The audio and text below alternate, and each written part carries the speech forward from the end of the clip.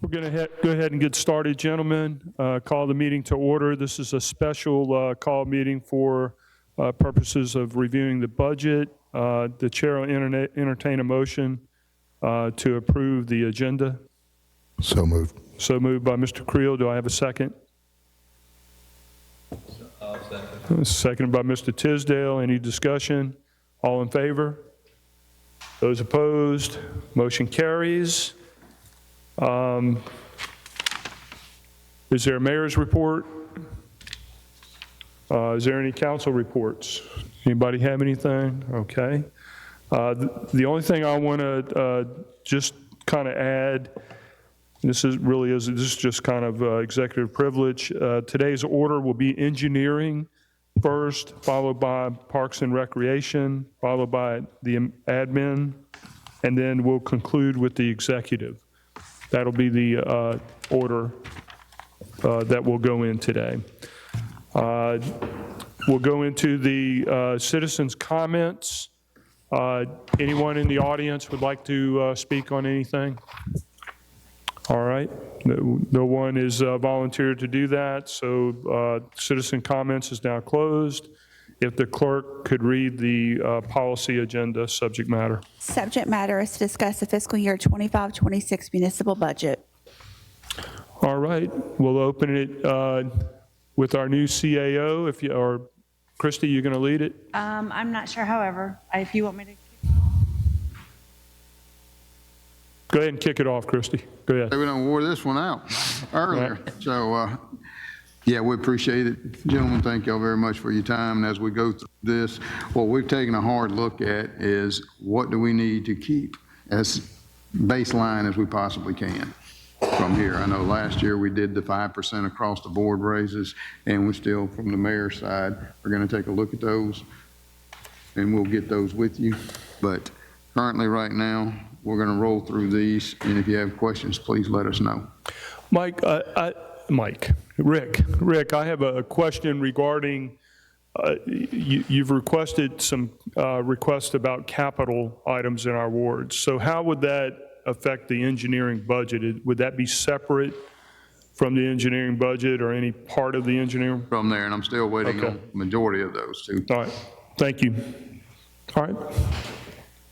Okay, my budget generally, as you'll see, it's pretty basic. We basically just have operating expenses in our budget.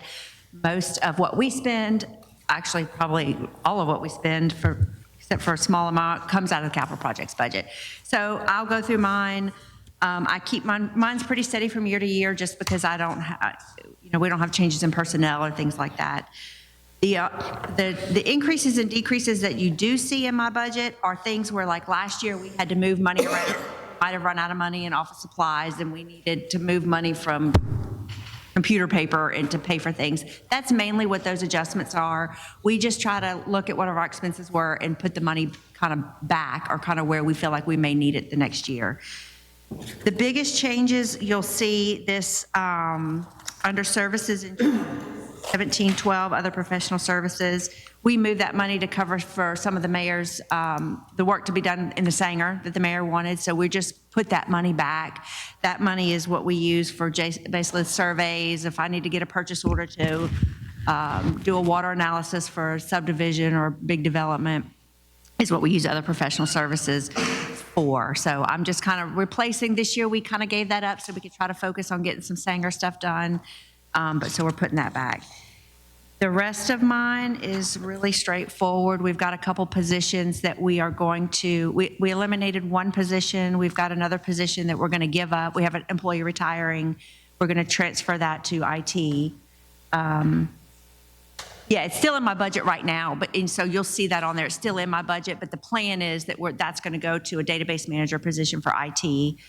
As we are in engineering, we geared up really high after Katrina because we had a lot of work going on. That work has obviously been wrapping up. So through attrition, we've been kind of getting rid of positions and kind of narrowing back down since we don't have so much Katrina work going on anymore.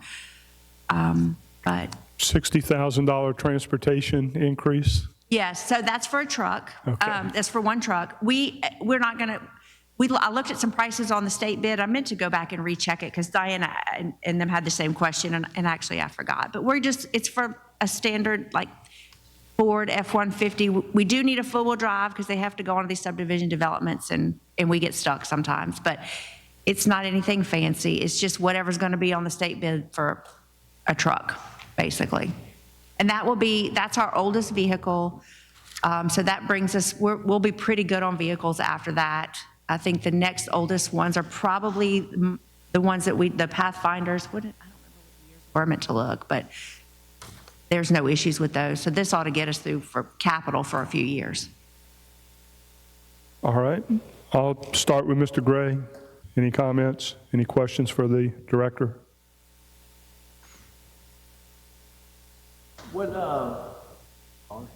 What projects that you see coming this year that you need the money for? Well, we haven't really looked at that yet. I think Rick's asked for the list of projects from all of y'all, and so we haven't really gotten that far into next year. I mean, right now, we're just continuing on with the projects we already have budgeted. Okay, that's all. Okay. Mr. Marshall.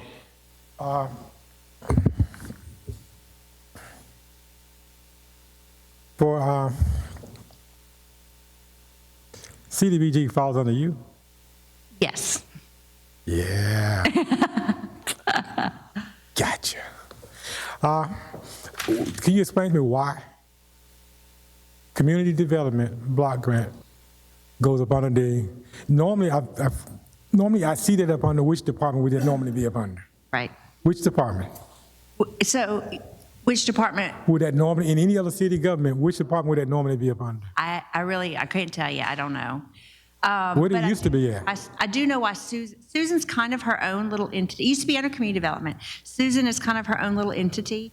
And so that's why I kind of say yes, but she technically works for me, but she really kind of does her own thing. She moved to our department years ago because we were using the money mainly for projects in those low-income areas. And so we were working so much with her every day, it made sense to move her over there with us just so that we can make that workflow work better. So she was originally in community development. Community development. Yes. Normally, when I ask around to the other cities and their CDBG person is usually in community development or economic development. In those two areas, it's odd that it's in engineering. I was wondering why.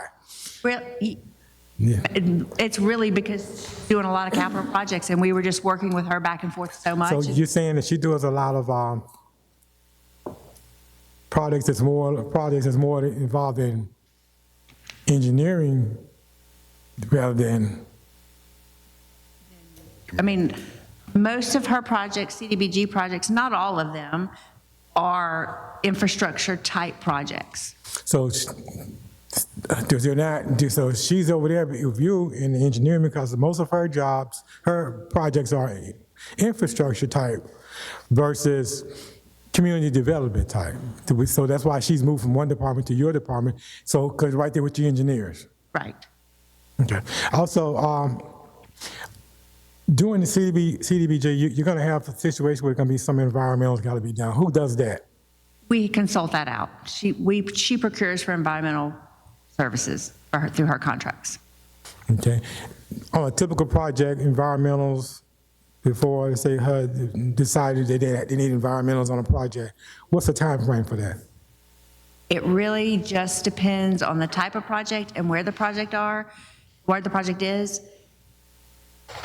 It's really kind of hard to say because it depends on what you find. If you find something, minimum probably 30 to 60 days. If you find something, it could be a year. The way the environmental permitting across the board has become a really big hurdle to get through on any project. Mm-hmm. So it really just depends on where you are. So let's say we're able to do rehab on our, say let's say something happened, we got this funding, we're gonna do some rehabs. Mm-hmm. Okay, each house has an environmental dome or just? Yes, more than likely, they'll have to go in. Now, those environmentals will be easy, relatively speaking. You would have to go in and we may have to do lead paint testing, maybe, depending on the year of the house, and probably asbestos testing, depending on what we're touching in the house. Would that make your budget go up higher? No, it all gets funded through CDBG. Okay. So any grants, anything that we do is not going to affect this budget that you're asking for? Correct. Anything under CDBG is funded by CDBG. We do help sometimes, like for the Gruitt Center, for instance. Like, we did the design of that in-house so that she didn't have to pay a consultant to put those plans and specs together. So there may be there's some things like that go on, but for the most part, she's all funded through CDBG. If it's because I only get $95,000 for other professional services, so if she needs something that's maybe going to be a $10,000 or $5,000, I might say, hey, yeah, I'll pay for that, so you can take money for this. But So the environmentals for the Gruitt Center, for this HVAC, you guys did it in-house? well, we didn't. There weren't any environmentals required for it. Any specifically, like no asbestos, no lead testing. The only environmentals are the recapture of the Freon, which we're covering. We covered that in the specs we put together that went out to bid. So we don't see any slowdown. Your department wouldn't be a slowdown because we're going to be fast moving something. Yeah. So that's going to be a part of it. Yes. So you don't see where anything could be slowing it down through your area, through your department. Well, like if you're talking about if you change gears, Right. We're going to be on a deadline. And environmentals come up, we're going to be able to hit that deadline. We don't want to say, well, yeah. environmental's going to throw it out. Yeah, it really. If we hit an environmental issue in that, it would be asbestos or lead paint. Asbestos is easy to remediate. Lead paint, not so much. I don't really know how long that may. It all depends on what you're going to do. Like if you do HVAC, we won't have.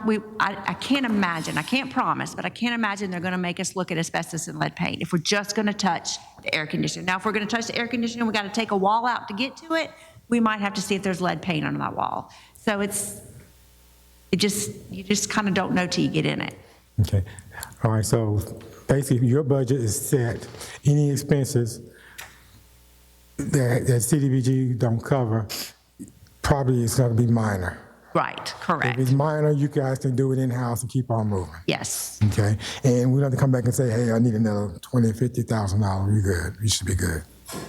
Yes. Okay. Any promises? I mean, we may get a house that's lead paint and all asbestos, and I might have to retract that. But yes, for the most part, that's what we do. We just absorb it in our budget, and that in the past hadn't really been a problem. So her being over there, when we fast tracking these projects we're trying to do, Yeah. it's perfect. That's the perfect place to be for this. Yes. Okay. Thank you. Yeah. Thank you. Thank you. Thank you. Welcome. All right. Mr. Nail? Yeah, I want to ask you about the truck. Okay. When you buy a brand new truck like that, who gets it? Is the supervisor get it or a regular hard worker? Well, I mean, all hard workers, but the low guy get it. generally, Councilman, what are you trying to say? I want the. I don't get the truck? Is that what you're trying to tell me? yeah. I mean, Generally, we get whoever's truck it's broke. that is. It's like that truck is a Ford Explorer, so Yeah. that person, whoever truck is we're replacing, they get the new one. Why do we always buy brand new? You can buy three $20,000 used trucks. I agree completely, and we have done that before. I've done that before in engineering. The hurdle for that is I can buy a truck off the state bid list. Now, this kind of went out the window during COVID, but I can buy a truck off the state bid list and get a purchase order and get a truck ordered. If I have to get a used truck, I have to find 2 quotes for the same exact truck, same year, same everything. And to get a car dealership to give you a quote on a used car is like pulling teeth. Well, I'm going to the auction this weekend. Councilman, you also run into, as far as what's your warranty, everything else that you're taking a look at as well too. Because you know as well as I do, if you buy a used truck, 9 times out of 10, you're buying that vehicle as is. So we buy that truck and then the engine goes out. All right, now we're out another $8,000. I'm coming back to you and Mr. Marshall. I asked him to give me $8,000. You see that chuckle already right there. So as we go through these, that's why we utilize the state contract. And it's just as every other city, county in the state goes through, they have negotiated the best contract that we can to utilize those. such as the engineering, that vehicle will normally last about 10 years. Yeah. What we'll do, once you get in, to give you a heads up on the law enforcement, we rotate those patrol, we try to do about a 20%. And so about every 5 years, you're trying to get rid of those patrol cars because of the wear and tear and everything else that goes on with those. So that's why we take a look at those and see how we're able to do those. Well, that's like, we got a truck, what was it, last time, $64,000 for F-450? And we're getting a $160,000 truck for F-150? Yeah, Oh, four-wheel drive. yeah. Okay, all right. I mean, and it may not be 60,000. Like I said, I did mean to go back and look on the state bid list, and usually I'll go look what's out there and pick a price off of that, just so I know, because I use that as my guideline. They're running anywhere around 51,000. Yeah. So taking a look at that, 60 was kind of a roundup from there. If she needs to add anything such as tailgate, or not tailgate, but toolbox, any of those things Yeah. that we utilize for the work to do the protection of it, that's the additions that go on top of that. Did they charge you extra for the pink paint, or, Well, Just the bows. okay. a lot of them, you know. I cook them I with digress. All right, thank I you. digress. Let's move on. Are you finished? Yeah. Okay, thank you, Mr. Nail. Mr. Creel? And you touched base on this, but Ramon, the other professional services, the 76, can you explain that again? So basically, usually any design, our engineers, architects that we pay for out of the capital projects budget, if it's related to a capital project. But there are lots of things that come up during the year, like Peter needs a survey on a piece of property. We have a water model for the entire water system in the city of Biloxi that is a very robust model. And we have Neil Schaefer runs that model for us. And so if I have a big development come in, I need them to run the model and make sure that we are going to have adequate water pressure. Like, I'll use that to pay for that. Okay. Occasionally some CDBG stuff, you know, Susan may not have enough money to cover, like, just, so it's things like that. We don't have anything set for it, but it's kind of just like a placeholder for anything that comes up. Something that we're where was looking at that? right now is the police department over there at Lopez Center. And we're looking at doing a waterproofing of that outside. Right. Because currently, right now, you've got a lot of absorption coming in that's causing a lot of moisture inside the facility. So from my old employment, I was able to give Christie some contacts on there, but that will require that A&E to be able to come out and look at it, and we have to utilize those services for those. So where was that money allocated in 05 for it to only be, in 25 for it to be 18,000? Well, it was 95,000, but we moved that money over to the Sanger Theater project. Okay. Because we were trying to get that open, and we were basically scraping pennies together. And so I was like, you know what? I haven't spent this money. There's some things I'd like to do, but I said we can put them on hold. They're not pressing. This will leave me a little pot of money. Let's move this money over so we can get this done in the Sanger. Oh, okay, all right. And real quick, and so your salaries and wages, you got 17, is that what it said up front on the? I have 17. And so wouldn't that be flat or no? Why? Yeah, so go ahead, you can. Okay, so we are, that's basically where we've been at, pretty steady. We are getting rid of one position. We added the other one, the CDBG. Yes, I forgot about that.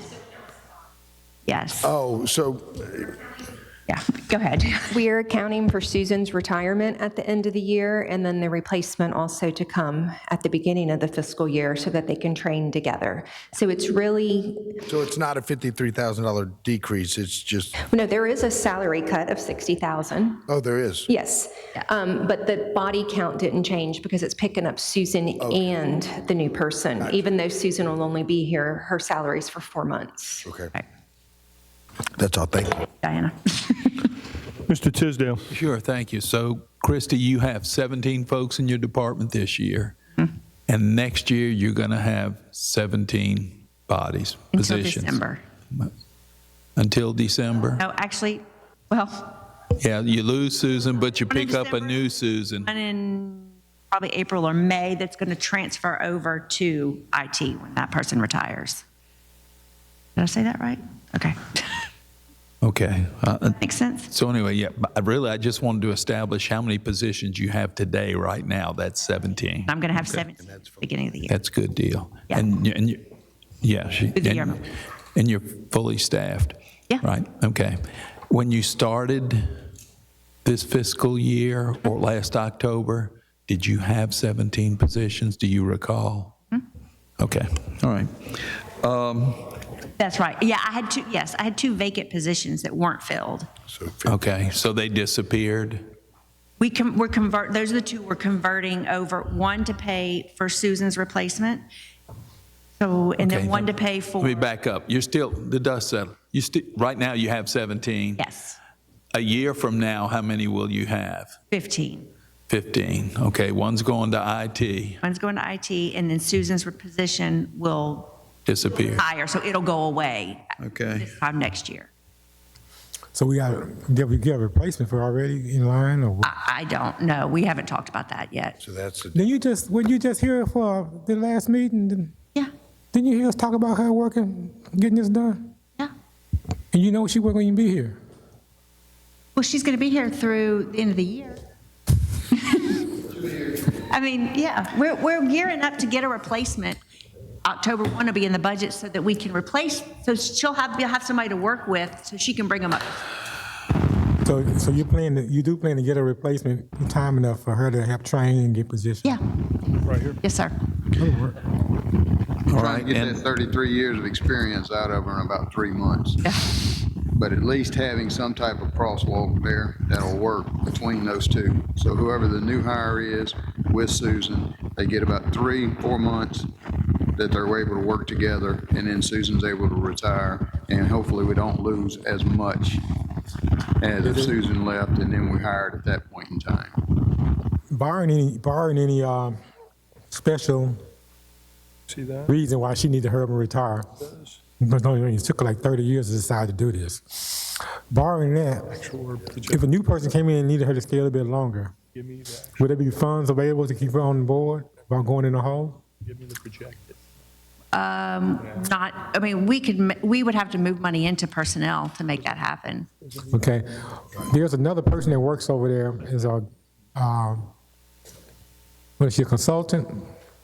You talking with CDBG? Yeah. Yes, she has a consultant. Her right money there. comes out of your budget? No, it comes out of CDBG budget.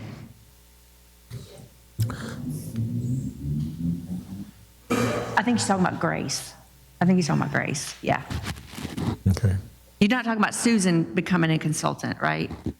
Okay, she retired, she can become a consultant, okay? No? No, she has to separate from service for 90 days. That's what Diana was saying. Yeah, Okay. then she could. But she has a good heart, she'll probably stay a little bit longer just to get us through some projects. Oh, yeah, We'll definitely. get back to y'all. Mr. Tisdale, you have the floor. all right, so we have, we have personnel costs of 1.6 million. Then supplies and services, supplies is 23,750. Then other services and charges, that's the 204,000 you were speaking of earlier. And then do we have any contractual services or no? What are,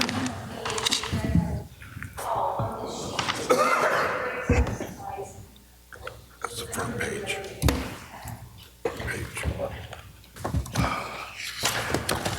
like, other contractual services, or?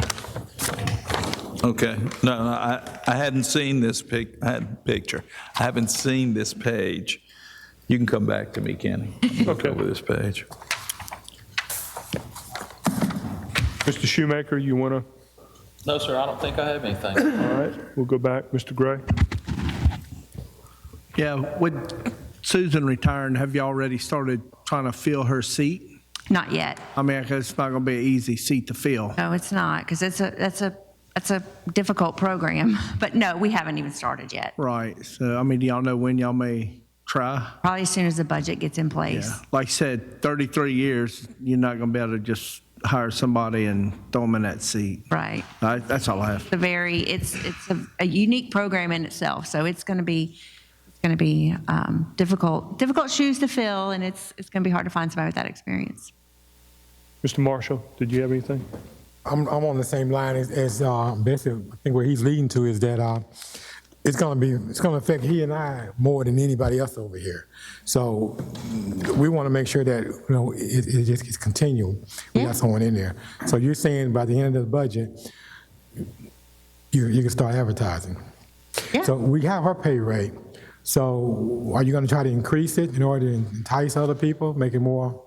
That wasn't the plan. We, 'cause she's been here for a long time, so her salary is higher because of all that. Now, so generally what we do is we bring the salary back down a little bit so that, because we're getting somebody, we will more than likely not get somebody with 33 years experience. So it's going to be somebody with less experience. So in order to give them room for growth in their own career, we kind of start them back based on their own experience so they have room to grow as they learn as well. Yeah, but what I'm asking is basically because, I'm a business owner too, and when someone leaves, ideally, I like to go back down to where they started at. But in many cases, that was 10 years ago. Yeah. And, We didn't go back where she started, that's for sure. well, I end up hiring the next person, paying them more than that person that's already working because it's hard to get people to come on board. Yeah. So in that type of a situation, what do you do? Come back and ask us for more money? How does that work? Well, either, that'll be up to the mayor how we handle that, but either we'll have to find somebody that we can afford to pay in that salary range, or he can come back and ask for more money. But it's a key position. He and I need this to keep moving. Yeah. It will. It'll keep moving. All right, anything else? Janelle? Anything, Jamie? I'm going back to Mr. Tisdale. Are you ready, Mr. Tisdale? Yeah, okay, so looking at engineering, so you have the personnel's 1,616,393, and supplies are 23,750. The services are 115,300, and the contractuals are 88,983. That's correct. Then the capital outlay is 60,000, and that's your budget.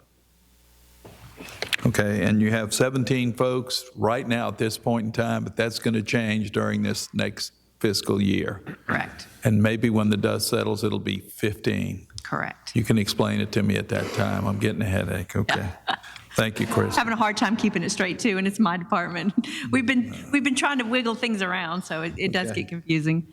I appreciate that. Thank you. All right. I got just a couple observations on this, and I always get stuck on this a little bit because we get this binder, and it has fiscal year 2025 budget, fiscal year 2026 budget. However, the 2025 budget was just a static number. It's not actuals. Right. So It's where the budget is at the point in time. It was at the end of May. So it has revisions. is this would you call this projected, or would you call it the budget? It's the budget. It's the revised budget. So my question is, all right, so we got 2 months, 3 months left, 3 months, right? We're looking at this. So could we get a report that would have the 9 months actual and 3 months projected and call this projected instead of budget, 2025 budget? I'm just for the future. I know we can't change the world today, but wouldn't that be more accurate for us to look at this as more of a it'd be more accurate? Can I comment on that? Yeah, sure. It's in a department like Public Works, it's really hard to project, especially right now, because they're constantly having to move money around to cover things. So it's very hard to project where the money's going to actually be at the end of the year. Can I interject? May I interrupt you for just a moment, or you want me to wait? Let me finish one thought. The bottom line is... Let me finish this thought then. Unless there was something big and unusual in the 3 months that we haven't finished up the year with, then what if we had a 12-month trailing versus the 2026 budget? So we actually have 12 months of actual, and then we would have a 2026 budget. I'm just throwing it out there for discussion purposes, because this number, if there are some numbers in this budget for 2025 that we're not spending, or it was just in there and we're not really going to allocate or spend, or we overspent, then it's really going to skew what we're looking at when we look at the variance. And you're right. Yeah. And here's why I give this example. Like when the barge hit Pops Ferry Bridge, I've been working with Public Works to make the repairs. Well, we've got a $30,000 light repair that's coming that I was just talking to Bree about this morning, and I'm like, how are we going to pay for this? And she's like, I'm going to have to pull money from all over. So like, we still have some pretty significant stuff that's coming that's going to be changing all that. Like in those big departments like Public Works, it makes they're moving money to the last minute. So I see what you're saying, so you can see where it is, but it's hard to project. So I'm going to use another example, and this isn't your department. So if we go to public safety or the police department, and we loaded them up with all these special events, biking the beach and all that stuff, and they had to use more overtime than what we originally budgeted. And we're strictly looking at a budget of last year and not the true numbers.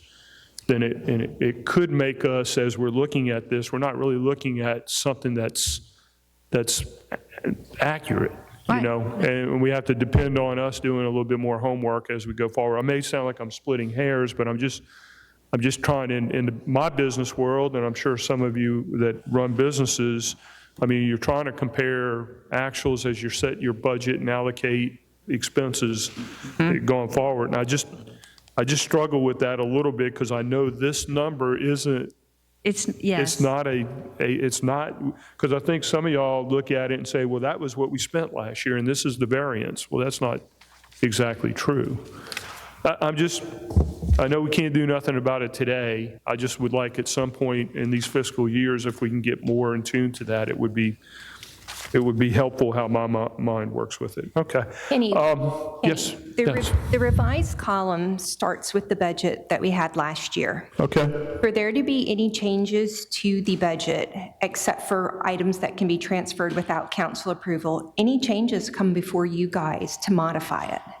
So these numbers represent items that we have taken into account where something cost more, we needed more money. And Public Works was an example, and so was Water Sewer. We had to add $200,000 to each of one of those departments for their contractual obligations to be able to get things done. So it is a pretty good indicator of where we believe we will finish. We may not spend all this money. And when you were talking about police overtime may be over, but actual salaries may be under because they're understaffed. And when we approve the budget based on salaries, supplies, contract services. So as long as we don't bust the bank for that level, to add all of them together, we are still in compliance. So we move the money on the backside to make it balance at the end of the year between overtime and salaries. Some of the other ones require council approval, and that's where we become before you guys to ask for it. And usually at the end of the year, we do the big omnibus budget where we fix any items that could not be fixed without council approval. Okay. So if I'm listening to you, you're saying you make adjustments to the fiscal year 2025 budget for the most part. You just can't do it in the last 3 months. If we see there's anything that's not going to make it, we make an adjustment for it. Like, I think a year ago, we had to do something with the lift station right over here. So we had to do a budget amendment to be able to do the repair. So I'm going to ask you another unfair question. So would this 2025 budget that we're looking at be within 2%? Probably. Okay. Yeah, it would probably be less than 5, yeah. You just hit a good nerve. Right. I mean, it's pretty accurate for the most part. There's just those few items that cannot be controlled because Public Works and Water Sewer sometimes do have a lot of unknowns. Understood. So unless there's a footnote that it's within 2%, unless there's something unusual, that's the only thing I would ask. I just want to make sure we don't get, all of a sudden there's a swing of $100,000 or something that we're looking at something, we're thinking one thing and it may be something else. And I'm not saying anybody's doing anything purposely. I'm just trying to get these numbers. And again, for me, a trailing 12 in addition to this, and I'm a numbers guy at work and at budgets and all that kind of stuff, and I'm trying to look at it. I can update this through current. Okay? Yeah, I can update it. Okay, awesome. Pull it at a point in time, but it's a lot of work to keep updating it because it's not an automated process. It's a little bit understand. manual, yeah. Understood. Thank you for letting me get that off my No, mind. that's fine. Thanks Okay. again. All right, I don't really have anything else to add. Any other comments on engineering? I do have, I'd asked about the number of positions. So this is, and you answered that question, Christie, thank you. But in looking at this front sheet in the binder we got, the 8.5 by 14, and over there on the left side, you see an employee count. And in fiscal year 25, we have 646 positions with the city. And next year, we're going to add 45 more positions? No, so that's a proposed when they turned in their initial budget. So a lot of those will be cut prior to them ever even coming to your desk. Matter of fact, I can guarantee you several of those will be cut. Matter of fact, tomorrow. Okay. So those will be cut prior to that. What they have done is everyone turned in their proposed budget. This is my wish list of what I want. Okay. And then we'll sit down with them from my desk and we'll go through, all right? And what can we, and I got my 2% variance, basically exactly what Councilman Glavin was talking about. But what I do have to take a look at is, let's go back to police, all right? How many vacancies have they had throughout the year? And what would be best? And you know, I've got a little bit of law enforcement experience. So from there, Dr. Tisdale, what I'm going to take a look at is seeing, can I utilize some non-sworn and administrative to get those sworn officers back on the street to protect the citizens? And those are going to be some things that we talk with Chief Miller about tomorrow. There's also some things like a DARE officer that he wanted from there. And not getting into his budget too much with you, but there are some things that we take a look at and see of what's going to be best for the protection of the citizens of Biloxi, and how are we able to utilize that? Because utilizing a sworn officer, maybe in an administrative function, may not be the best bet, where if I can pull in a civilian, do that job, and then put that sworn officer that's been trained back into the street. So those are strictly proposed at this time. The only thing that we're asking currently right now would be the engineering, the public works, the administrative, and the executive. All of these others that you see over here are still in a proposed status at this time. Okay.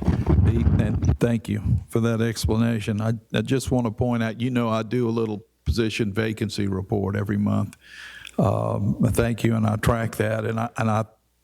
And I noticed for June, for example, with the number of positions in the city, the figure I got was 633. Okay.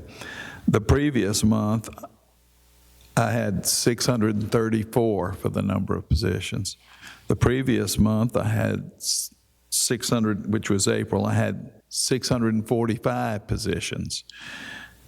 In February, it was 650, and I know that can't be accurate because we're not adding positions and removing. However many positions we need in each department, we know we have to have a hat on each person at some point. So I'm assuming that the latest, which is June, is probably the most accurate with 633, give or take, okay? And just looking at the number of positions vacant, 15.2% of that 633 positions. So we're looking for people. We can't find enough people. And pretty much just working on a yearly average, it comes out to about 12% of our positions are empty on average each month. And I know most of that is not most, a number of those are going to be sworn officers. And then also in Public Works and Parks and Recreation, we have a difficult time, primarily at the entry levels, but not just the entry levels. So on any given time, we've budgeted for those salaries, but those salaries are not paid because the positions weren't filled. So currently that sits at 12% on average. We still have 3 months to go. My guess is going to be, may vary a percentage point or two, but that's the only point I wanted to make for my colleagues up here on the bench. Thank you. That's it, Kenny. Thank you at this point. Anyone else have anything else? Anyone have anything else for engineering at this point? Okay, we'll move on to Parks and Recreation.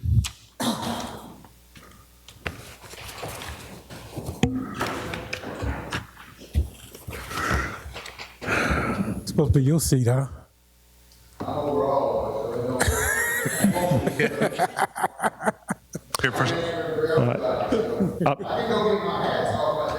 You got to switch hats up now.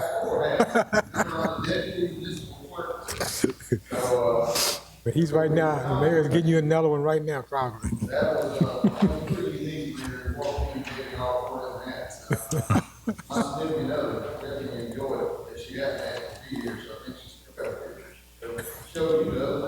Yeah, it's a lot of hands.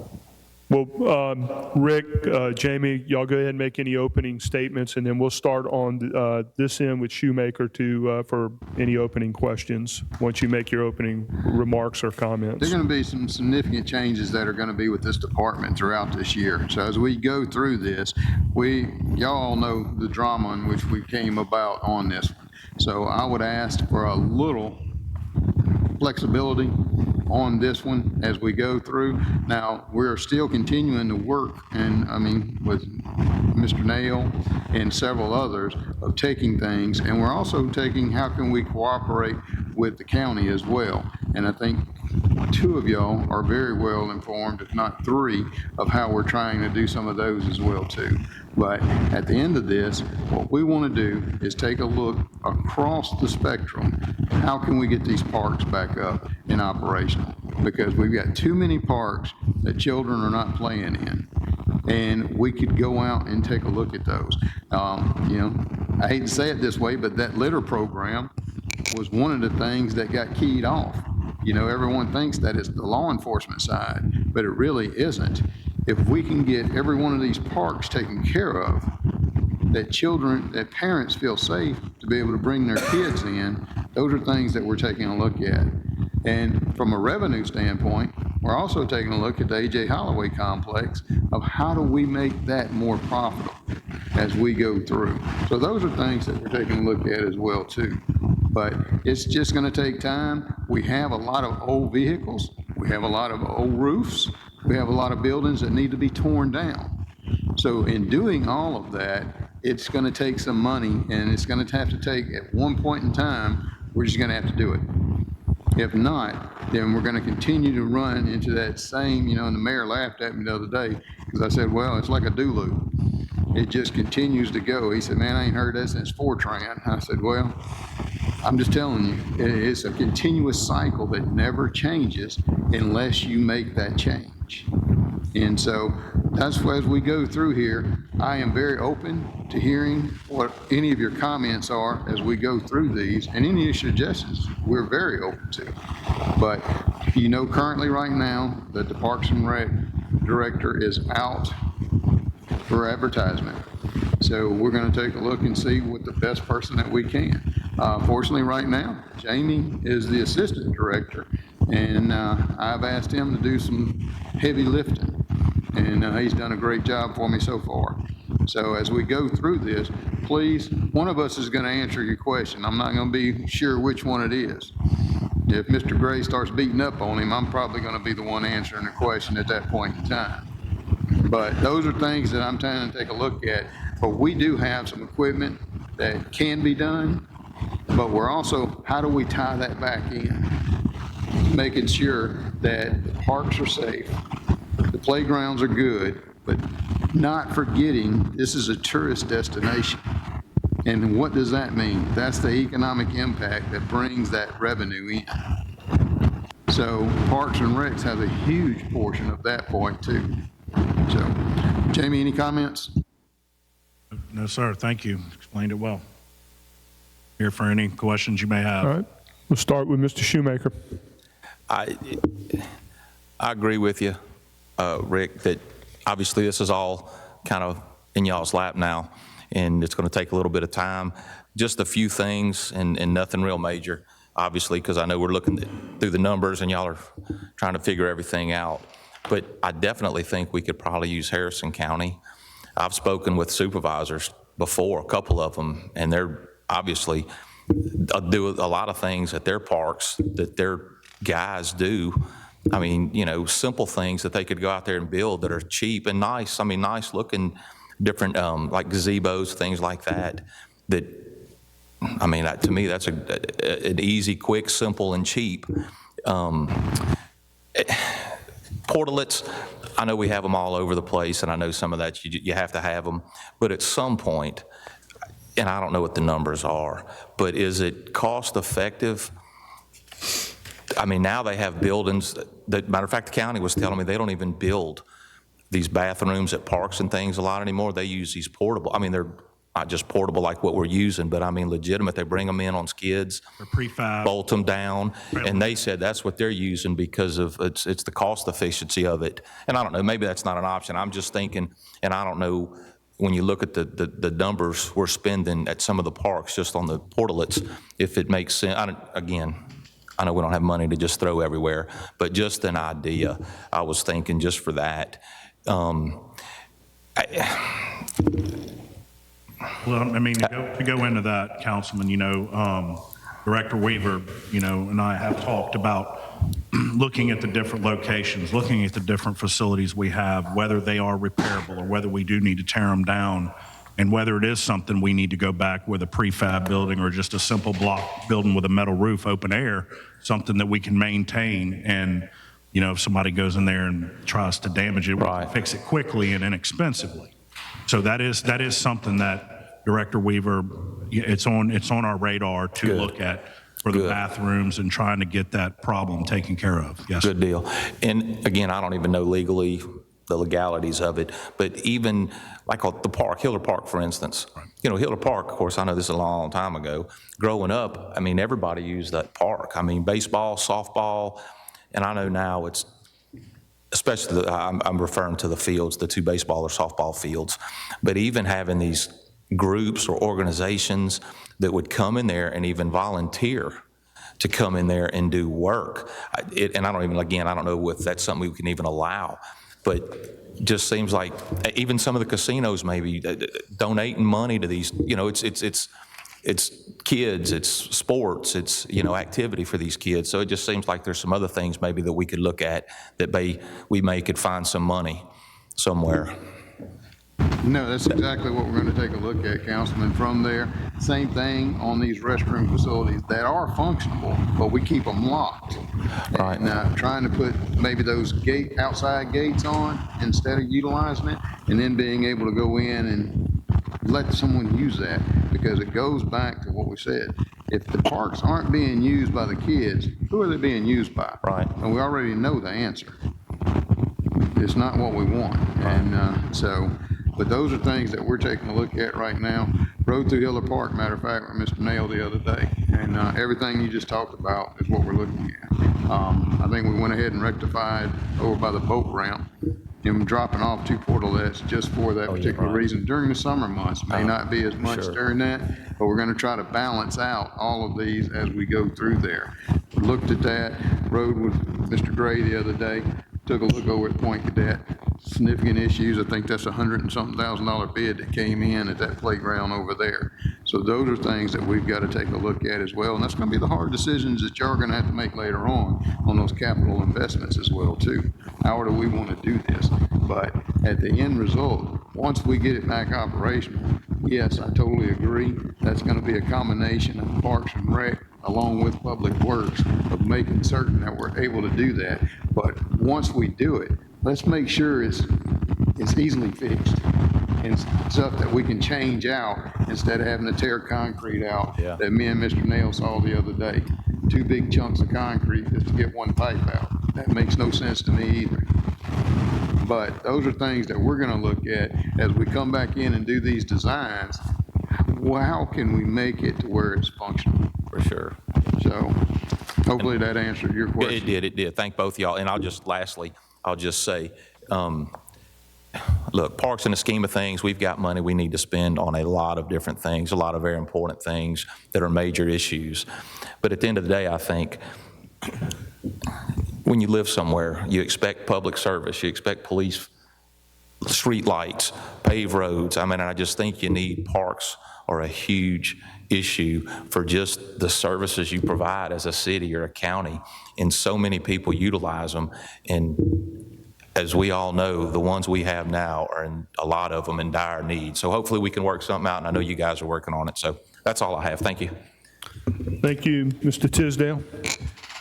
Thank you. Hey, Jamie. The count I have for positions in Parks and Recreation as of June is we have 61 positions, and 51 of those are filled, and 10 of those are vacant.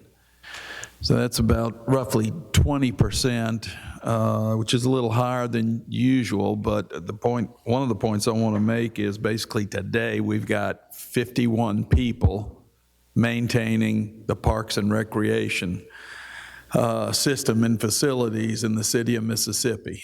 It's not that we have hundreds employed. Right now it falls on the shoulders of 51 people to get it done. It'd be great if we could fill those other 10 vacancies. That would certainly make the burden a little easier. Under capital outlay, I think budgeted in fiscal year 26 is $384,000, is that correct? Yes, sir. Okay, and how are you what is that going to be spent on? I'm sorry, I can't hear you, Rick, I'm sorry. You just have to pull it a little closer. Yes, sir. We go from there, we got the natatorium, the armory roof replacement, lane ropes replacement, a vehicle, because we got the vehicles that are out there, 2 vehicles actually, and a 60-inch mower and a 48-inch mower. So the that's- sand replacement's $120,000 at the natatorium. That was averaging 15 years, and we're on 25 years now. Put in the late 80s. I'll take that back. Put it in the late 80s, and they have a shelf life 25 to 30 A years. sand filter? Yes, sir. Okay. For the pool. For the natatorium, yes, sir. Okay, so with everything you've rattled off, Rick, that comes to $384,000? Yes, sir. Okay.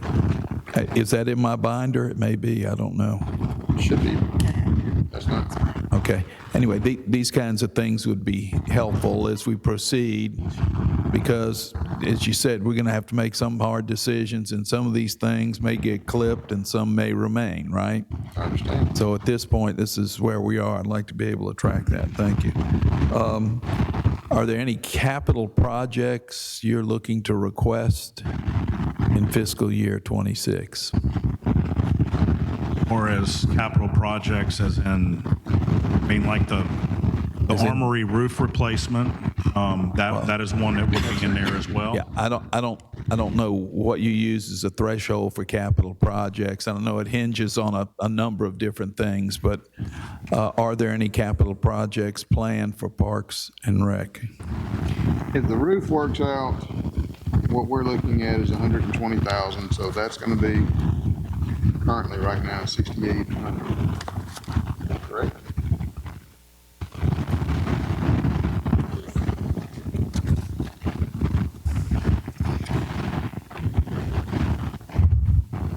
From what I have submitted thus far from everyone, no, I don't see any Right capital now, for projects. any departments? Well, I really only have engineering thus far, that's a capital project. And then I know they solicited 2 from each of you guys. Right, okay, and I will ask each time when we cover each department. Thank you, Diana. All right, let's see. All right, we had talked about parks, and there's a whole list of them, you're right, and a few of them are as big as this room.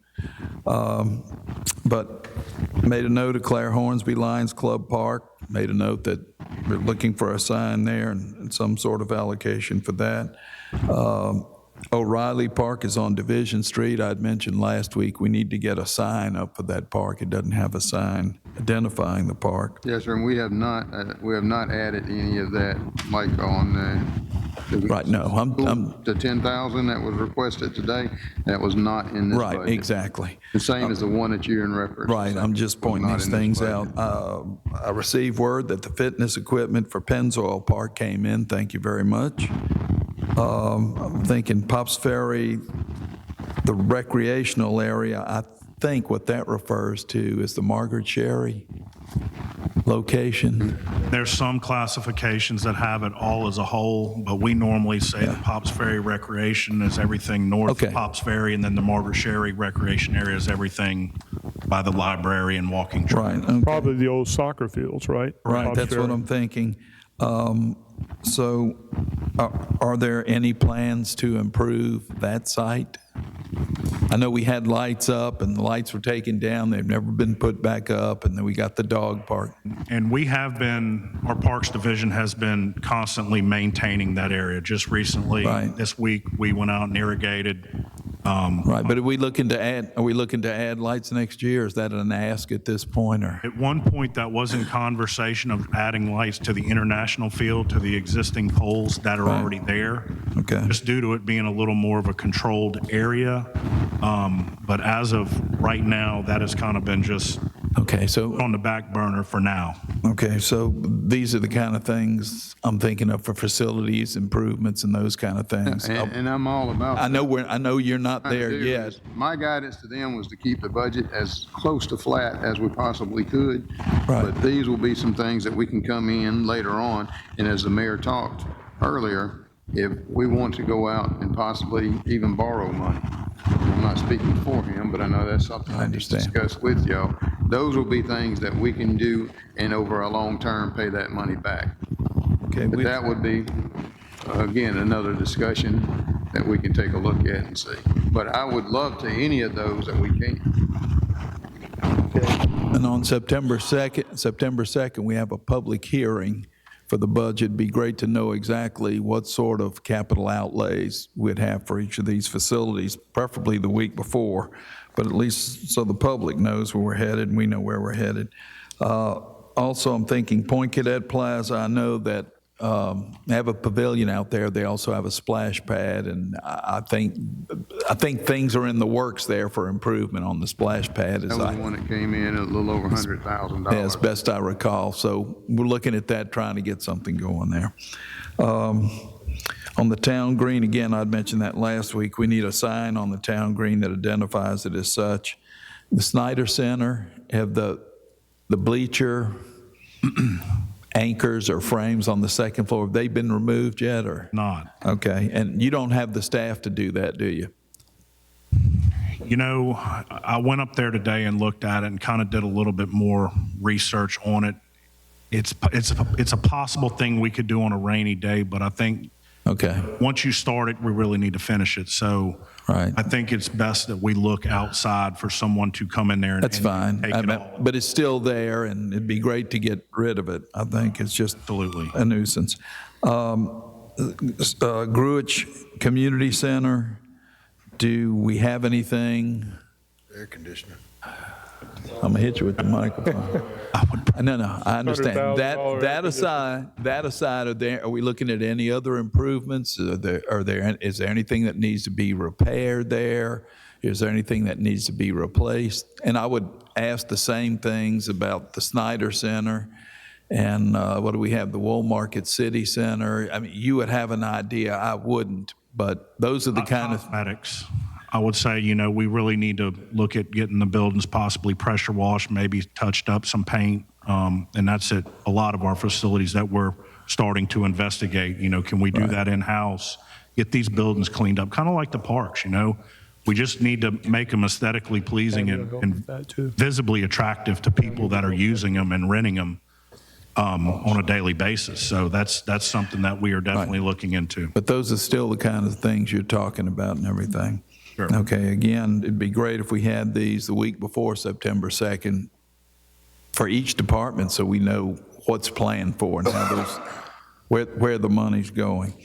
Do you have, what do you see as the assistant director? What do you see as the major challenges or concerns or needs in the recreation department? other than money? Other than, well, right. I mean, I think you hit the nail on the head earlier with the positions. We need to look at getting these positions filled, but like we said, we were in a transition. Now we're starting to get back where we have these positions advertised. We can look at getting interviews set up and hopefully filling these positions and get some more. All right, so if you have vacancies, I mean, do you need somebody's okay to go out and fill those positions, or do you have the authority when a vacancy occurs that you can go ahead and start doing those interviews and making a recommendation to fill that spot? Once we get the applicants turned in, sit with the director and go through the applications and figure out who we want to interview, set them up with HR, interview them, then we turn in our personnel requisitions. HR goes through the process. Once the mayor signs off, ready to go and ready to hire them. All right, are there instances where, for whatever reason, folks say don't fill those positions just yet? No, sir. I mean, as far as I know, to this point, we have most of these positions open. It's just going through the process of going through these apps and filling the positions, going through the interview process and then filling these positions. All right, lots of applications to choose from. Actually, there has been. It's actually been positive for some of these open positions that we have So in the process. roughly, would you hazard a guess on how long it takes from Mr. Shoemaker retires from Parks and Recreation and we have to fill his job? How long would it take roughly to fill his job? Once Mr. Shoemaker retires, then what we do is generally advertise for 2 weeks, they apply, we go through the background checks and all HR does. Then in 2 weeks, once the position closes, we pull the applications, go through the applications, figure out if there's 22 applicants, try to narrow it down to 5 or 6, call them, ask them to have an interview, and then go through the process. So Mr. Shoemaker gives you 2 weeks or a month's notice and he leaves. And at that point, then the position is advertised? Well, yes, sir. Once. Okay, and then the process to fill that position. So really, the process doesn't start until Mr. Shoemaker is out the door and off the books? Is that accurate? I think we've done it earlier. He can't do it because he could change his mind. And now I've got that same position filled twice. Well, I assume they fill out something when they're retiring or they're being terminated or whatever that says, yeah, I'm retiring. You have something on record. And once you know he's out the door in 2 weeks, why aren't we filling his position? You already have something in writing from him. If he comes back and says, gee, I'd love to have my job back, well, I'm sorry, we already filled that position. And if there's a vacancy that opens up, there's a provision in an ordinance to do that, I think, up to so many months after you leave. My point being, as I understand it, correct me if I'm wrong, when Mr. Shoemaker leaves, then basically it could be anywhere, because that's when we start advertising, it could be 2, 3, 4 weeks, 5 weeks, 6 weeks before that position's filled. So is that why we have so many, is that one of the reasons why we have so many vacancies? I mean, it just seems as soon as he's out the door, we ought to have things lined up that we can put somebody in there the next day. And I agree. I got it. I understand, Mr. Tisdale, what you're saying, but in reality, you don't have that many people that you're trying to fill those holes. So we do have some applications, but as you well know from your superintendent job, you're not going to hire everyone that puts in for the job. No, we don't, but I knew who was retired. I knew who would be retiring, and that's when we started advertising. As soon as we got the letter of retirement or notification, something in writing, then I got you, and those are two different things, because most of your teachers had a year-to-year contract. Is that correct? Right. All right, these jobs, they're not year-to-year.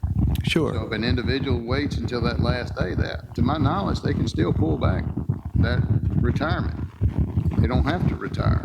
So when did they have to wait for it to close? All right. So when we're able to then move forward on there. So when did they fill out if Mr. Shoemaker's going to retire and he gives and I can bring HR over and we can go through the whole process on there, because I don't want to give you any incorrect No, I understand. But that's not a bad idea. We've still got, I think, 15% right. of our employees right. vacant that we're still trying to hire on Sure, and I understand if Mr. Shoemaker just doesn't show up one day and then he comes to pick up his check. I get that, but if we know that folks are leaving, I'm thinking we ought to be in motion from that moment. They have signed something saying they're not returning.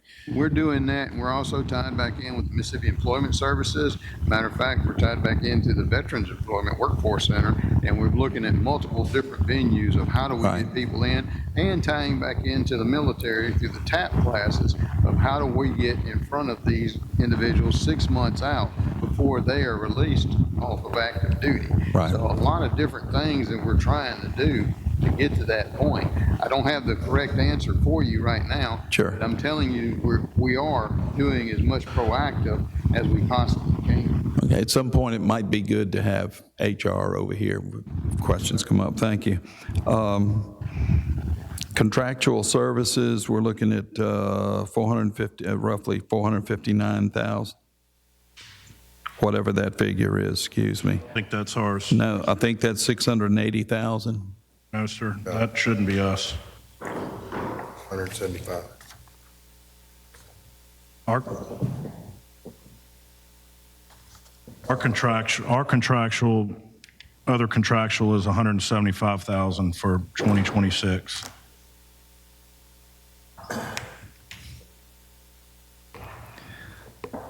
I'm looking at contractual services proposed for 2026 as being 465,000. Right, could you give me an idea, just mention a couple of things, give me an idea of what's in contractual services? Is it? Portalettes, All right, portalettes, all right. alarm systems, Alarm systems. Do you deal with elevators as well? elevators. Okay, all right, I got it, thank you. And then, the capital outlay, you're looking at 384,000? Yes, sir. Okay, and what is that going to be spent on? We have 2 different mowers budgeted. We have 2 different vehicles. And then that's what Director was talking about earlier about the sand filter, the armory roof replacement, as well as replacing the lane ropes at the natatorium. Let's see, all right, so I got 2 mowers, 2 vehicles, a sand filter, armory roof.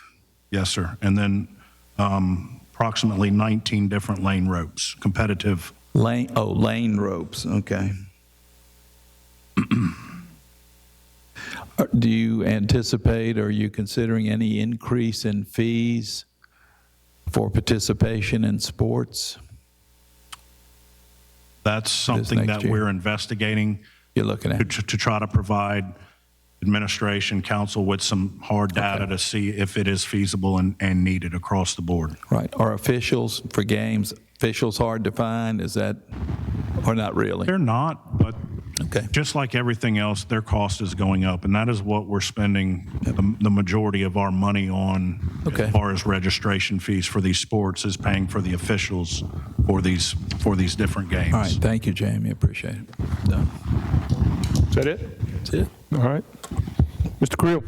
Let's start out with Mr. Shoemaker. Sounds like you're hard to replace.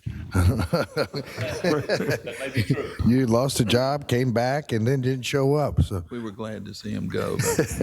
so hey, real quick to elaborate on the international field, those lights that you were talking about would come from an upgrade at Holloway, correct? You would replace the lights at Holloway with LEDs, and then the old can lights from Holloway would be used to replace what's needed at the international field. We could, yes. Yeah. I mean, that is a way, Right, yeah, that's, but we'll, But you're looking at 5 different fields, 3 different fields at the AJ. As far as the amount of lights, LEDs would probably be the easiest and most efficient way just to go back up with now at the international field as well. They're a lot more controllable. They use a lot less energy. We did talk to the mayor previously too about looking into replacing the lighting at AJ as well, LED in the past couple years. Yeah, and now there is some lights on the international field now that currently still work, correct? No, sir. No. The concrete poles are in the ground. The lights that are on there, they're all shot, so it would take a little bit to get them back up. The poles are in the ground. The poles and the fixtures, it would just take some, The fixtures would have to all be torn down and put back up. There could be some wiring that needs to be done. The last time we had those lights working, I would have to say 5+ years ago. When we cut them off, they went into the electrical box and hot wired them and burned all the electrical up, and that was the last time that they ended up working. yeah, I know a guy. But, so the soccer fields that are next to the dog park, Yes, sir. the feasibility or usability of those, they stay locked. Is there any way they can unlock them on weekends and have them available, or how does that? And I think it still goes back into, everything that we're looking at as a whole right now is when you leave something unlocked and unmanned, chaos normally happens. Vandalism. We were having an issue with an adult league going out there when we left them unlocked, basically running all of the kids out and playing soccer 2 or 3 days a week, leaving a mess of trash. We were spending 4 to 5 hours on Monday just picking up after the events that was out there on a Sunday. And that's when the previous director and the department said, look, let's just lock them up. Let's let the grass heal. Let's see where we're at. And of course, now we're here looking at different options. And the bathrooms work there? The bathrooms are fine, correct? Yes, sir. So Mr. Tisdale asked most of the questions I had checkmarked. My only question is looking at the pages here. So your department numbers. So where you have personnel services, the 1421, 1431, and 1435. Is that different Yes, sir. areas of parks or? I'm just going to go with the last 3 digits just for the 411 is your administration within our department. Okay. That's where, your office workers, directors, that's where their salaries and everything come from. Then you have the 416 division, which is beautification. Okay. That's the beautification division that mainly works south of the bay. Then you have 421, which is the parks division. That's the one that's out at the A.J. Holloway Sports Complex, takes care of all the sites north of the bay. Okay.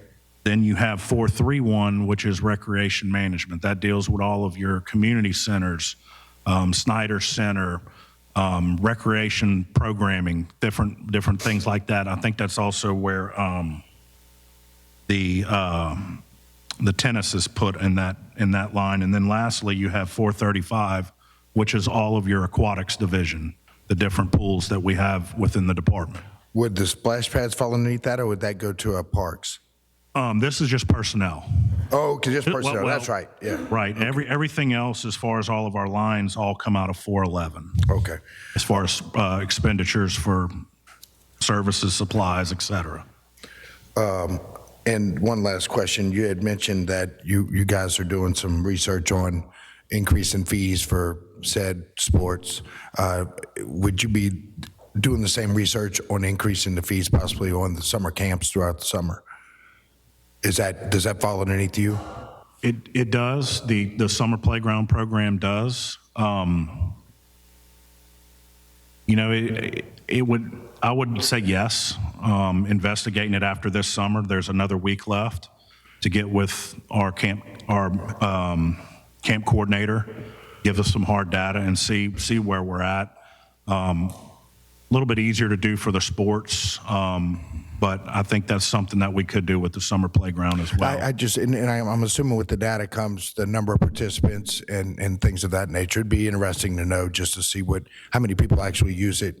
It's a valuable service that they provide, especially with the free lunch and all the trips they take. But I just was wondering if that was going to be included in with the sports as well. Right. Yes, sir. All right. We'll look at that too. That it? Mr. Nail? Yeah, on that bathroom for the boat launch, we still got 2 or 3 months of good summer. You think it's gonna get here pretty soon, or? Porta potty? Director Weaver has asked me to investigate where we're at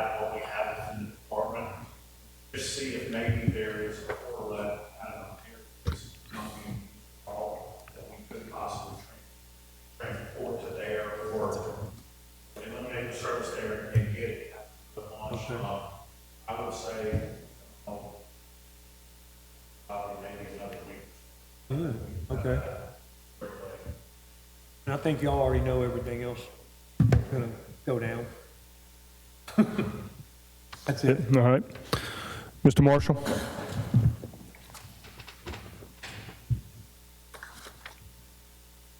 All right, right here is saying, food. The item for food on the regular operating expenses, expenditures? The food expense, Yes, food. Yeah. just basically anything. 14,000. What comes out of it? Yeah, It's- $14,000. What is it for? Right. I would say the largest expenditure that possibly comes out of that would be the Sports Hall of Fame banquet that we host coming up here in August. That's anything dealing with food that we may provide for the summer playground program for the kids who attend the program. Trying to think of some other things, maybe some different events. senior programs that we may put on, the Thanksgiving dinner or the different events we gear around the holidays for the senior programs, different things like that. So if you did something for a senior program, what's the guidelines for that, feeding them a dinner for a seniors program? As far as the seniors, what we do is we just advertise it at whatever location we may be doing at. They have to RSVP, and we try to get as best of an accurate number as we can, so we're not wasting resources on food or anything like that. Okay. So they say, we want to do something in East Biloxi to feed the seniors. Yes, sir. Senior programmer gets together, says we're going to do a Thanksgiving lunch on a Wednesday. We're going to put it out for the seniors. Whoever wants to sign up and come utilize that service, we can, or we offer it to the ones who use the Snyder Center, either facility. Okay. The Battle of the Bands, the NWA, the MLK came out of your budget. Right. That was something that the previous council put in our budget for us to pay the invoices once they were turned in. And I believe we just finished up the Juneteenth one that was on that same resolution. Okay. Is it set up that way now? Sir? Is it set up that way now? Did they transfer the funds over to you, or did you start out with them in there? As far as I know, once the resolution was approved, then the funds were there. So that's what we had just paid that out of, the 10,000. So the funds started off in the account? The funds start off in the non-departmental. Okay. And then they get moved to to parks. Okay. Moving forward, I recommend that we leave them in the non-departmental and let the department issue POs from that account so that we can see the expenses paid for MLK and for Juneteenth separately and not blended within the Parks Department. Okay. Basically on that, what's the process with the MLK in particular, got a little messy. What's the process that we need to go to make sure that the committee got the money themselves and we stayed out of it? It got messy. It kind of made the city look kind of like we was doing things we shouldn't be doing. But we need to make sure that we can, if they got an MLK committee, we need to cut them a check and let them do what they're going to do. That way the city won't get tied up in it. If they have any extra resources they need, then they come to us and tell us what those are. But it's more like a sponsorship. Can we get back with you on that one and give you an answer? Because I don't know the answer right now, and I'll be honest. Okay. But that's something that can be a do-out. Yeah, I don't know if these gentlemen recall, but we had a lot of meetings about that, and basically I kind of felt like we just cut the MLK committee a check and step back, let the community figure out what they're gonna do. We won't come out looking like we got a black eye on it.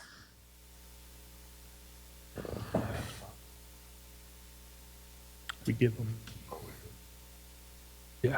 20,000. Again, well, we owe you that answer because we don't know it at this point in time. That'd be fine. But right now, as far as you look like to me, you're gonna be out of it. Unless they put the money in your account. And, okay, thank you. We'll do what, Okay, as far as the coaches, officials, and instructors, Can you elaborate a little bit on that? Coaches and officials and instructors is for anything we may pay a coach or an instructor to come in to cover teaching swim, coaching a swim team, teaching swim lessons. Mainly it was geared toward aquatics. Just because it is a very specialized field and, you know, sometimes you may have a very experienced person or a certified person to teach these lessons who may be a teacher at the school who wants to come in and get paid as, you know, through a purchase order to do, I mean, it's kind of like contract labor maybe that would come in and do that for us. I've been approached about some of the parks in my area where they want to get T-ball league over in East Biloxi. And how would that, what needs to be done budget-wise to do that? I don't think it would take necessarily anything more budget-wise. I think it would just be something that we would need to look at within the department with the athletic specialist and put it out there and just see what type of response and involvement we could get, whether it be maybe starting a little something up at Todd Miguez. Down in the point, we have, in Ward 1, we have a park there that has these 2 baseball fields. Who's that street off of? That's off of Rosetti. Off of Rosetti. Yeah, they're Danella. Yeah. And just to give you a little info, you know, and we used to play there. And then once all the construction started, that was one of the laydown yards and parking was almost impossible. So that's why it was moved away from there. Not saying we couldn't revisit it and see if that is something maybe we could offer there.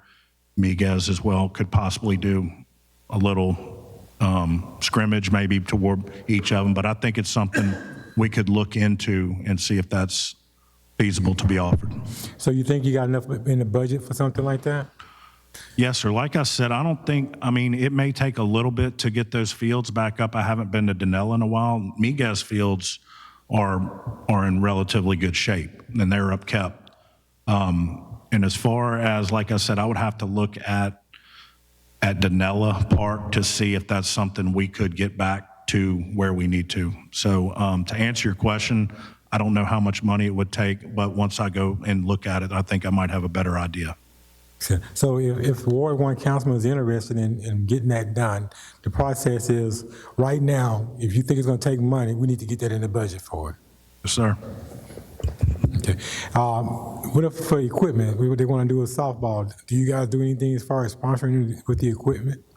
You want to do something for the kids, T-ball, things like that? I see where your money could come for the umpires and coaches. Now, Mr. Marshall, we can program some of that money later on as well, too, to be able to get more specific of an answer for you. So it doesn't have to be actually nailed into the budget currently at this time. Okay. Sorry, sir. What was your question again about equipment? He says we're going to do it later. We're going to nail it down. Yes. We're going to make We sure do. because he and I both have people that are asking us about programs for our area, softball, flag football, things like that. But we don't want to tell them, well, we don't have no money. So we want to make sure it's there. That's all. And he said we're going to work on those details later. I'm good with that. That it? Oh, yeah. Okay. Mr. Gray. All right, I guess after everybody else is done, I'm just trying to figure out what I could talk about. No, I'm not done yet, but go ahead. What about this natural gas, 75,000? What do we use for natural gas, 75,000? Natural gas is anything we use it for in our facilities, Parks and Rec facilities, whether it's for the natatorium, whether it's for the Gruich Center, Civic Center, just Snyder Center. And I do know, you know, one of our biggest costs for natural gas, of course, is pool heater. Keeping the natatorium warm, you know, it takes a good bit as far as keeping the pool area warm. Right, I mean, that's what I know. And do you have any plans for exercise equipment at any of these parks? Because a lot of people are starting to, you know, they're asking about exercise equipment. Because I know D'Iberville, a few of their parks have nice exercise equipment, and people are wanting to get it here. Right, and I know we have some at O'Reilly Park, I believe. And Pennzoil Park, we just recently received some in this year on an ongoing process for a few years now. So I think what we can do is look at that equipment.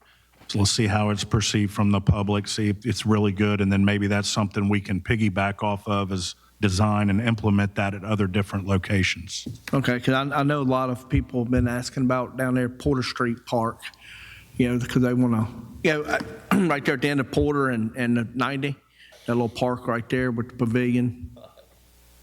Talking about Lighthouse. Lighthouse Park, yes, Yeah, I sir. guess Lighthouse Yes, sir. Park. Yeah, so they was, since I guess they exercise up in there, they was wanting to Right. get something there also. Yes, sir. If you can look at that. Yes, sir. And I guess my other colleagues done answered all the questions, asked all the questions. One more question. What do you think, why these parks are in such bad shape? How would you go about fixing them in the future? Making sure they don't get like this again. I know, years and years of neglect, but. Right. I think within the department, superintendents, directors need to sit down and come up with a plan.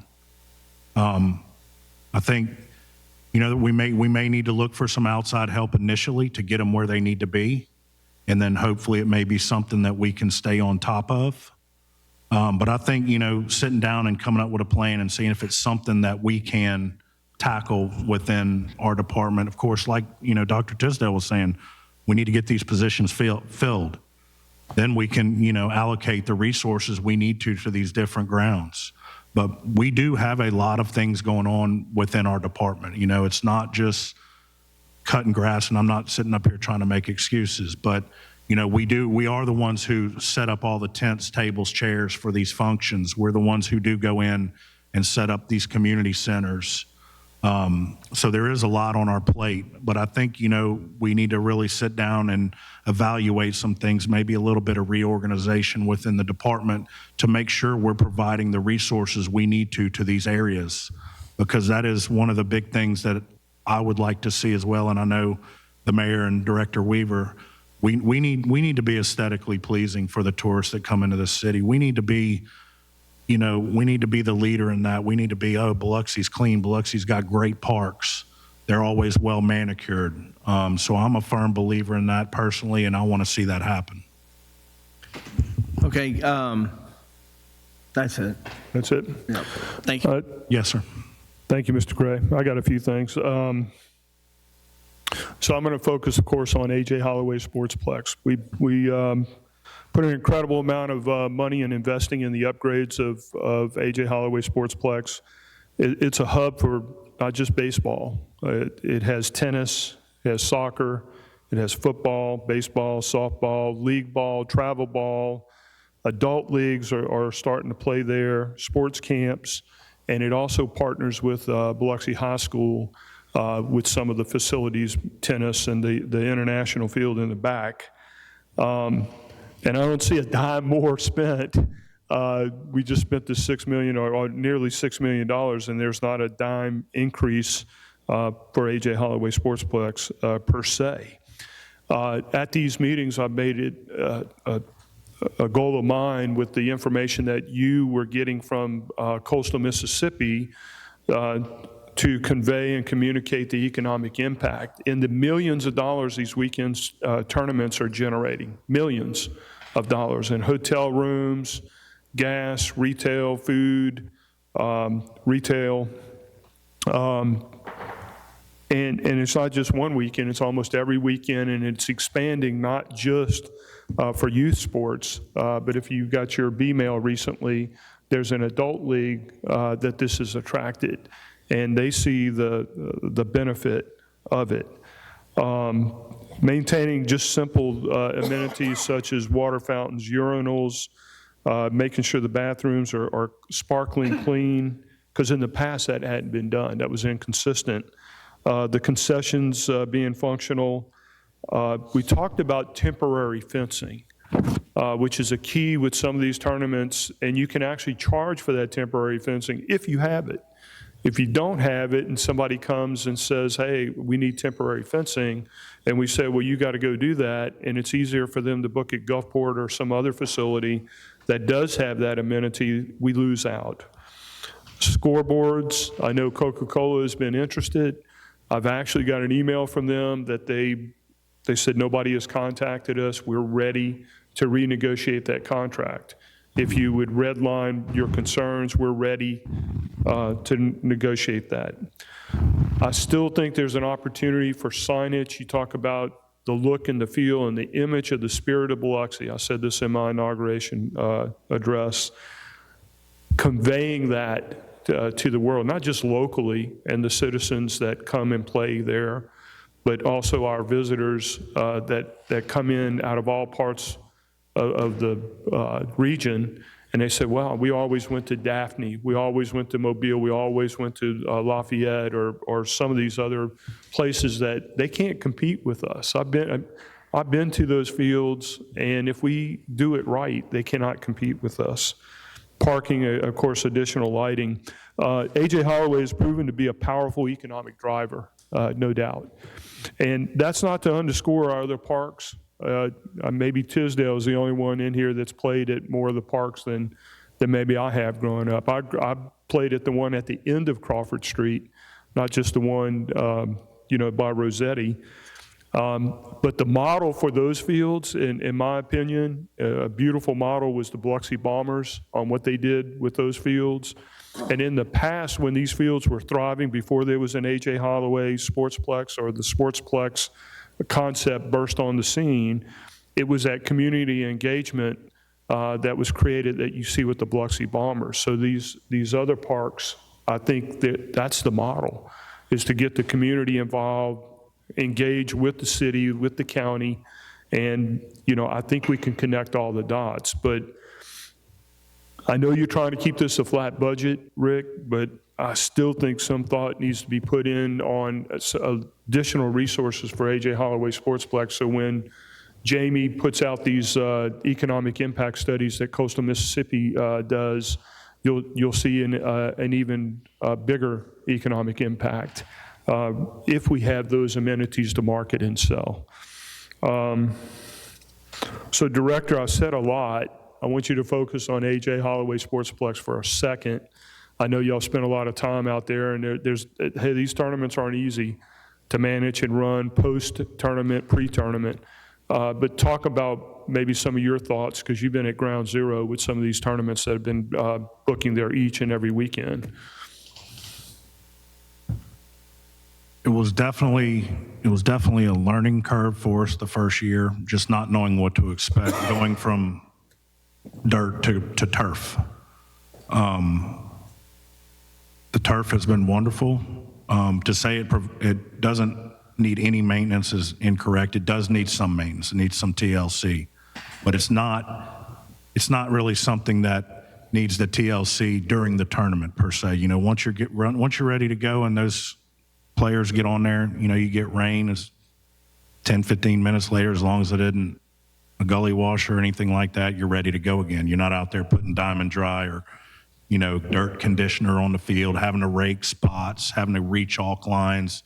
So that's been really nice. It is still a constant involvement with staff, though, as far as monitoring, policing, because there are certain items that you cannot get on that turf or it will ruin it. Seeds are a big problem, and I know that's been a big kind of, that's probably been one of the biggest negative things we've had. How can you go to a ballpark and not eat sunflower seeds?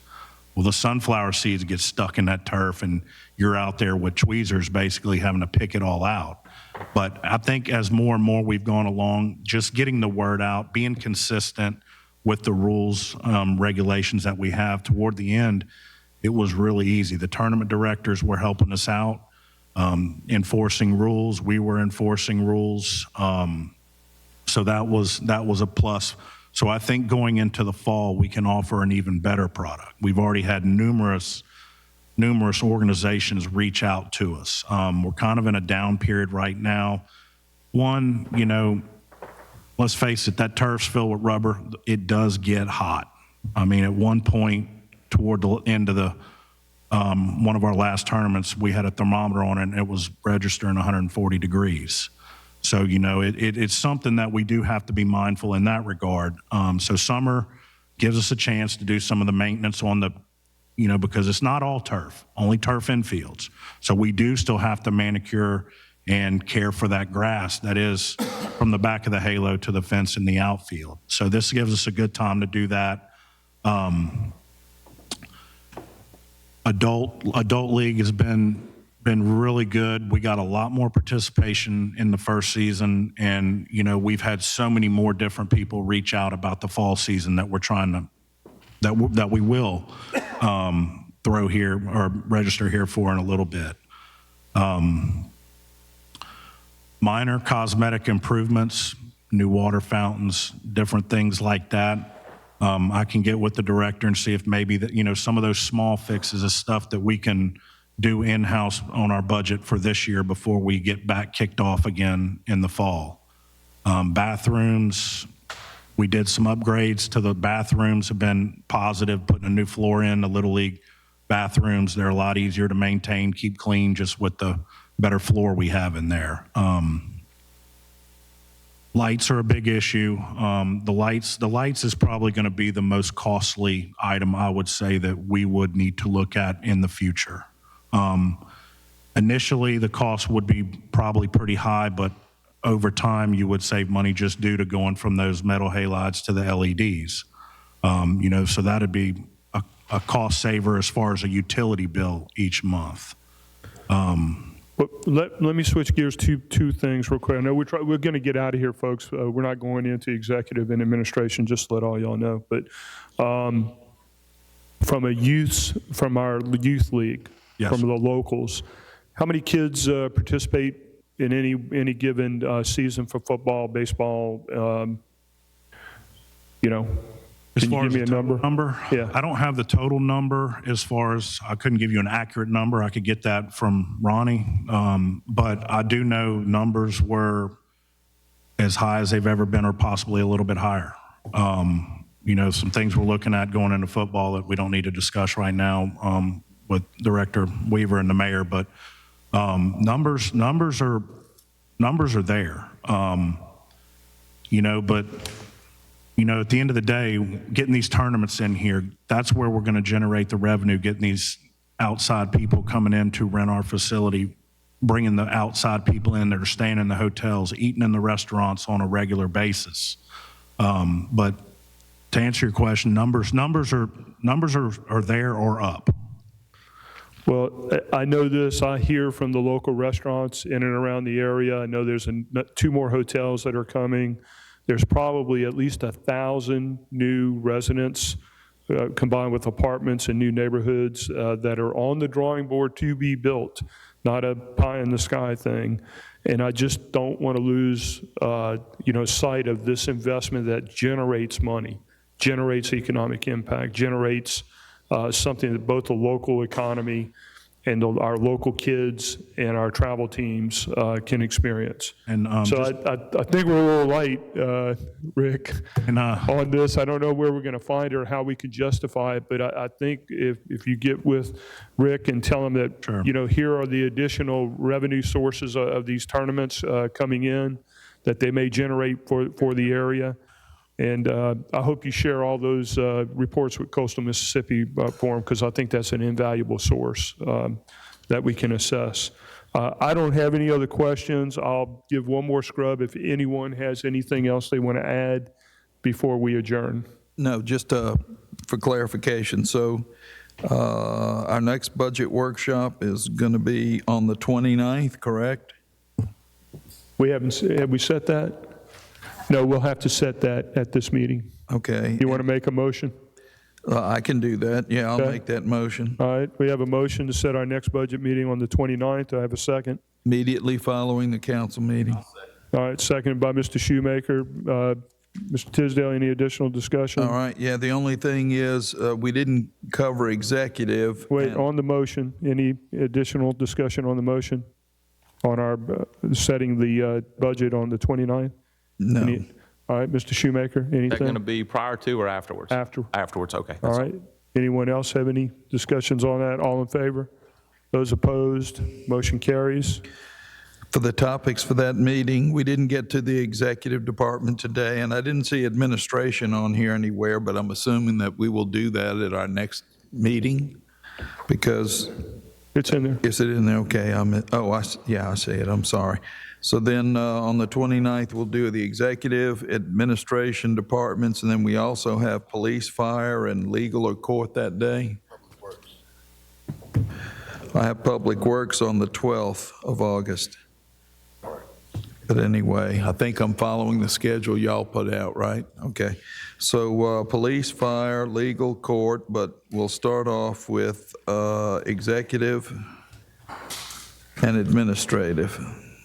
That's all I had, Kenny. Thank you. All right. Anyone have anything else? Entertain a motion to adjourn. Moved by Mr. Creel. Second. Second by Mr. Tisdale. Any discussion? All right. All in favor?